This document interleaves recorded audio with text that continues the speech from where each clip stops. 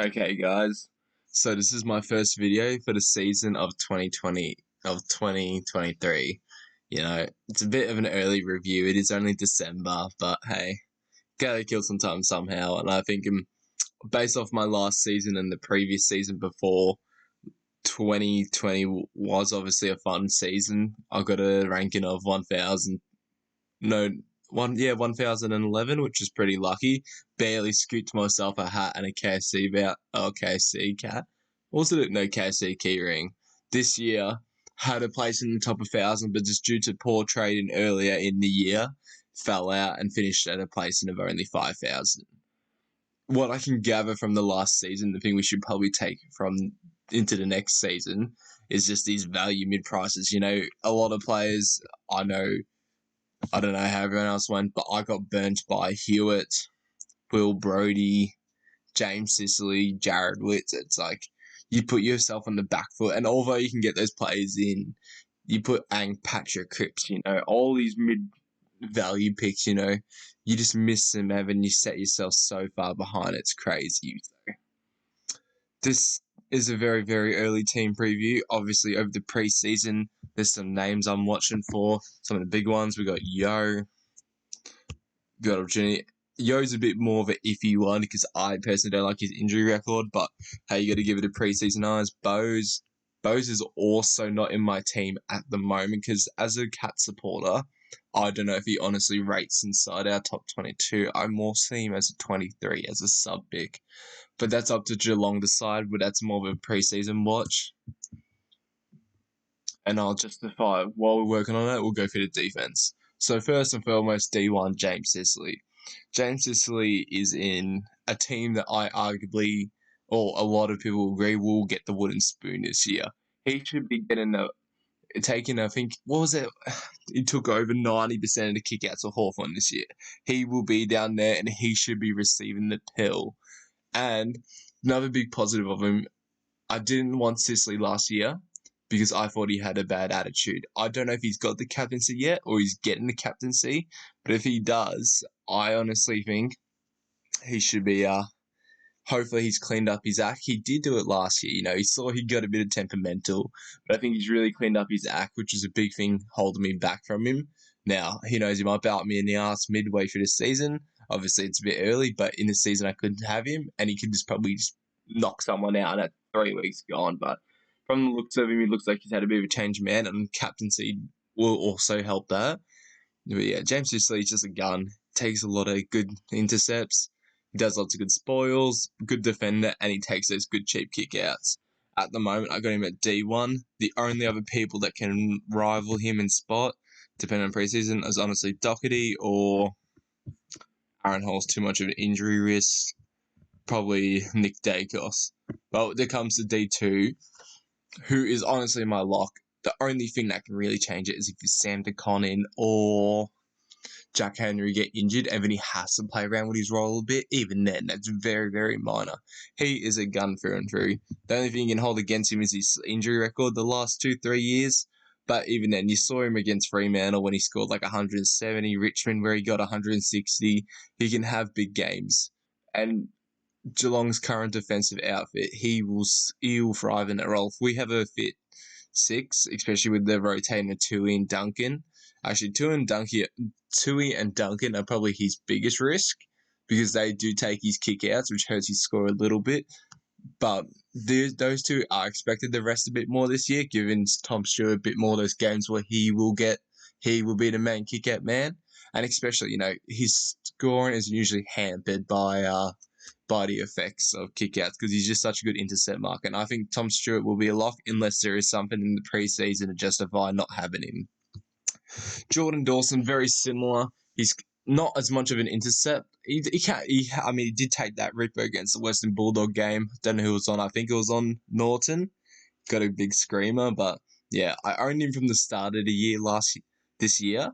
He he mucked around with me a little bit, He should have been off the bat, but he burnt me up to the after the buys, and after the buys he got his guns rolling, and we can see what he can do at Adelaide, and he is easily the best distributor back there. Gets his kick out rolled, nothing. If over the preseason, he still looks like the same man. Jordan Dawson is a lock, and that justifies my 3 premiums here. Think we can all root.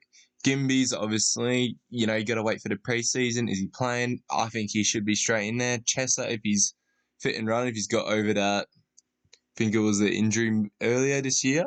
Obviously, I've heard he's back out training on duties, but I think if he just a preseason watch, obviously most of these rookies are watchers for assumption. On the other hand, McKenna, well, everyone can say it and everyone agrees, is what Brisbane need. They need that dash off halfback, that little bit of clever foot. And from his history, doesn't look like he has much of an injury history. So if he's back, up and running, he's got his fitness back, he'll slide right into that Brisbane best 22 alongside Kandine Coleman. Now, the midfielders, could kind of be very very basic. You're looking at it and it's like, I've just picked some of the best 4 midfielders and it's not much value. And once again, it's a preseason thing. I think the main picks I am looking at that haven't came through yet is Tom Green. Tom Green now with Jacob Hopper and Tim Taranto now both out of the side, should get more of an opportunity at it. I think he will be a sensational player. Question is whether he gets it next year, whether he hits his stride. He did add more. He looked like he was getting a bit more, closer to goals. He looked like he was having a bit more of a go. And earlier in those first 6 1-8 rounds, he was like, he really had me worried, but I held firm, and guess what? Eventually he did drop off, which was helpful, but he is a gun. He's only like, how old is he? I think he's 22, or is he 21? Green. Oh, not the right one. Again, Tom Green AFL, 21. Geez, he's still got a lot of room to grow. Same goes to Chad Warner, also 21. Sensational in the ladder. He was in the more of the back half of the year. He really started to stand up, and he'll be a gun at the game. Question is whether he peaks next year or this year. It could easily be this year. But these two are the main ones in terms of upside. I think either of them can hit the stride next year. They're both going to be in the top 3 of their midfields. They are the guns that each team, Sydney and GWS, want to develop. So they're going to be in there. They're going to be in the guts. These are the ones I'm considering as my basically a bit more of a value pick. The other value pick, of course, Tom Mitchell. Yeah, it's a bit... I can see, and I see why people want to do it. Here's the pig after all. He has averaged 120 2 or 3 seasons. He is a Brownlow medalist as well, so the consideration is there for him. Personally, for me, with Pi's game style and the fact he is coming up to later 30s, now you could say the same for, who you picked, like obviously Tom Stewart, but it's just a role, he's going to be in the guts. I just don't favour him much anymore, especially in Collingwood's game style. I bet he'll be a gun, and for that price, you can take the punt because you can easily just get back to his 105, 110. But for that, he's more of a preseason watch. Same as Warner, same as Tom Green. Those 3 are the main ones I'm watching. So now that comes back to our guns, who I've gone with. Oliver, what can you say about him? The man is a gun. He will tear up the season again, no doubt about it. He's coming up to 25. He is just breaking, or 25, turning 26. He is just breaking into his prime years, and he has more footy. You saw him he started to kick more goals this year. He looked more active. He was great, getting more goal assists. I remember he'd done those kicks that just got intercepted, and every player makes those mistakes, but I remember 2, 3, 4 years ago, they were more frequent, but he definitely cleaned it up this year, and he'll get better this year. If he has a full preseason on his belt, I could honestly justify the $700K price. And I think the biggest thing to consider as well, Melbourne is on the upside. They have recently just acquired Gawn and Grundy. And Gawn and Grundy themselves, you got, most teams like Geelong or North, you kind of got Zera and Goldie or Reese and thing, and most teams are trialing the 2 rucks at the moment, but one's more generally versatile that can go forward, and one's a genuine ruck. But this ruck combo, I think it's just lethal. Petrarca, Oliver, Varney, what are they going to do when they have Grundy and Max Gawn give them the best service to the ball? I would be surprised if Melbourne lose a hit-out count this year, and they should definitely not be losing their hit-outs to advantage. They'll be rested, they'll be at every contest, and Oliver will be receiving a hit-out from Grundy or Gawn. So from that, even though it's 700k price rise, he might go down 30 or 40k, but you could honestly miss out on some ripper scores from him. I just think it's not worth the hassle and the trades to get him at this moment right now, unless something over the preseason can justify the value of Warner. I think I'll just lock in for 700k because I consider his 127 average is even more. He could probably go another point or two. He is a gun, and I just can't see me passing him unless something really gets me. Took Miller, same thing. Man's a two-way runner, fit as a beast. We've all seen the photos. His guns are big. His arms are sweaty. Knees weak. Arms are heavy. He's gonna get another Brown. He's gonna get the Brownlow this year. You hope at least. Bontempelli. It's a toss-up between him and Jack Macrae. If you can't trust, as everyone has identified, especially George's Discord, you can't really trust Jack. You can't really trust Jack Macrae. He's a bit. Oh, it's not Jack Macrae. Sorry, it's Luke Bevo. He just fucks around with Jack Macrae, and it's just a bit stupid because he's a gun. He's a gun in the midfield, and he does distribute well. But obviously, we're not the coach. We don't see, and he obviously has a plan. So at the moment, I have Bontempelli with, as we've all established, Lobb, Norton, Sam Darcy, and Jamarra Ugle-Hagan. Marcus Bontempelli has no bloody reason to be in that forward line. He will be in the guts, especially with the departure of Josh Dunkley. He obviously is a legend. He probably wants a Brownlow, and he is 27 turning 28, so he is in the peak of his years. So I love Macrae to death. I think he can do it. He's a bit more durable, Jack Macrae, and we know he can get the disposals. But for the sake of impact, which is what SuperCoach is, Bontempelli to the farm and back. Now, Jack Steele. Obviously another pick. These four are pretty obvious picks, but I think for a lot of casuals are going to run these four this year, but a lot of more regular SuperCoach players will try and go for the value picks. But if the preseason doesn't justify it, these four will be locked in, guaranteed. Jack Steele under Ross Lyon. We know Ross Lyon is a defensive man, suits Steele's game style, and I think he'll be racking up the tackles. Jacob Hopper. If he isn't in at least 95% of SuperCoach teams of the year, then I think people are silly.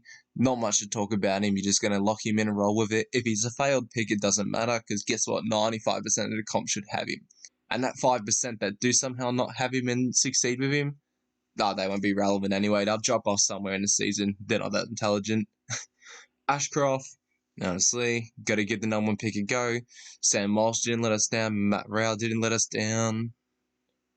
Who was last year's one we had? Number one. Oh, wait, let's give this one a go. Sorry. 21 AFL. Obviously, it won't be Sam Darcy or whoever was. Oh, yeah, Jason Horn-Francis. So I apologize as an outlier. This year, there was a letdown. You got Nick Dagos, who could have been arguably disputed as the number one pick, but fell back just due to being Collingwood father and son. Either way, we know who the guns are. Ashcroft replicated Dacos, Rao, and Walsh. Lock it in. Just run with him. Worst comes to worst. He only makes 150k min. He'll be a lock. McKenzie, Phillips, obviously a more wait and see for the season. We've heard raps about McKenzie as being a ready-made midfielder in the draft. That's probably what Hawthorn are gunning for. They want to play youth. They want to get these guys in. Just pour matches into him. I think he's pretty safe. Well, obviously, preseason watch, but I'm happy with McKenzie. Phillips, trained like a bull, has had reasons for not playing. He could come into his third year in the system. Yeah, third year. I'm pretty bullish on him. A lot of people are pretty bullish on him. I think he could be a good value getter. You also got Johnson, Baker, and Richards, all talked about, all preseason weights. Now the ruck department, I think with the trades, Sean Darcy, Luke Jackson, Grundy, and Gawn, all superstars, all great rucks of the game. Luke Jackson more of a hybrid, but I think they've knocked themselves out. So this year I'm going English. English, if he can stay fit for all 22, he'll easily average 115 plus. Has a good midfield around him still, even with the departure of Dunkley to snap up the ball. You got Liberatore, Bontempelli, and the man down here, which we'll talk about later, and also McRae, who'll get runs in there. And yeah, he's just very versatile around the ground, will take lots of marks. Depends. I'm interested to see whether Western Bulldogs will kind of give one of their, because they got so many tools now coming in. They've got Josh Bruce, Lob, everyone. I wonder if he'll have to share a little bit, but he should be the majority of the ruck. Nankervis. He's one I'm considering dropping out if there is a better option out there. I'm looking at probably the options of, actually change that. I'm not going Wits. I brought Wits in later in the year. I had two good I got Wits round 2, which worked out really well for me, and Darcy Cameron as well. Darcy Cameron single-handedly nearly saved my year in the forward line. He was the turnaround for my round 15, 16, 17. So I am tempted to get him, but I think I can't do that to me. In my mind, he is still a 300k player. He's got that weird ruck roll, but I can't trust Connor with that ruck roll. They dropped Grundy, who was an All-Australian. For me, I'm happy just to lock in Nank at the moment, unless preseason says to me, hey, Darcy Cameron is ready to take another level. Only other consideration is Rowan Marshall. He's a wait and see due to Max King's injury. He probably won't get that ruck roll as much as he would have liked, so especially with him having to go up forward. So big preseason wait, but honestly, Nank the Tank, he had a good finish to the season last year. He's got that ruck roll. I think he can be my R2. Don't need to talk much about Josh Dunkley. He's going to the midfield, the same midfield as Lockie Neal resides in.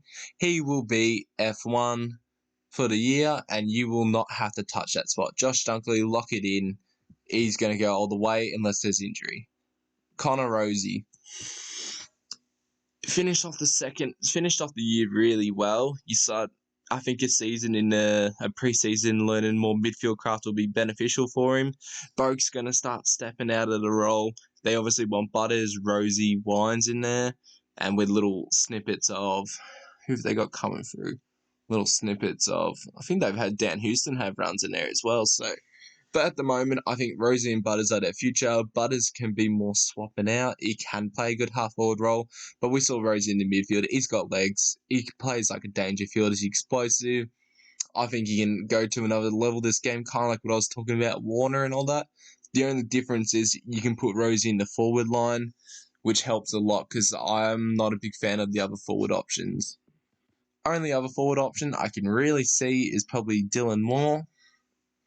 He's suited to get that midfield role. Same with all the other young Hawks, but I think he's trying to fight. There's McKenzie, Josh Ward, Cooper Stevens. Now he's better than all of them, 1,000 times over. But we don't know Hawthorn much at the moment. He's a preseason wait, Dylan Moore. Yeah, not many other options. We got Tim Taranto, not much needed for him. New midfield, new life at the Richmond, the Tigers. He will be, I wouldn't even say a superstar. I think we're just locking him in just so we can't get gapped by everyone. He will be in 90% of plus teams. If you're really feeling dangerous in the SuperCoach format, in fantasy, you need Tim Taranto. In SuperCoach, he is a butcher. And even in that new midfield role, you can probably see hesitating here. You just start him. There's no point. You can see him not being as good as people have hyped up just due to his butcher role in the SuperCoach format. But for the sake of the competition, most of the competition will own him. If you don't have him, it's literally just gone for you.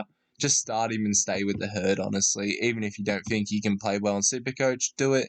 He's at least probably a safe 90 plus. Now, who have I got? Oh, yeah, you've got Harry Sheasel next. Once again, he's a rookie. It's a preseason. Let's see if he's got that role. But from all of what I've heard, he is an X factor. He should go long. He should go good in that half forward line with Cam Zerha and Paul Curtis. I think he has a role there to do. I think he can be a match winner. And yeah, out of all the rookies, I think he's going to be a little X factor, and I think he can get those good scores at North Melbourne, a couple bags, if he has a good run at the game. Kind of like what Cody Waitman did, albeit hopefully with less dives and more skill, but hey, that's up to him to decide. Toby McLean, big preseason watch, but everyone's got the idea about him. He seems like the man that will step in the Bulldogs and either sit in the forward line or get stints in the midfield. Either way, it'll be interesting to see if he's in Bevo's best 22, which kind of sounds like it at the moment. And I think he can step in and play a role. And for 178,000 for someone who could easily play all 22 games and make 400k, if he gets a good run, if he does get at least 20% midfield, 80% forward, he will still get that 300 grand easy. For me, I think he's a lock. Ben King. We've had similar situations with Ben King before. These tall forwards. He might not be as high. He's also like I should say this. Everyone's a preseason, but Ben King, I'm pretty optimistic on him at the moment.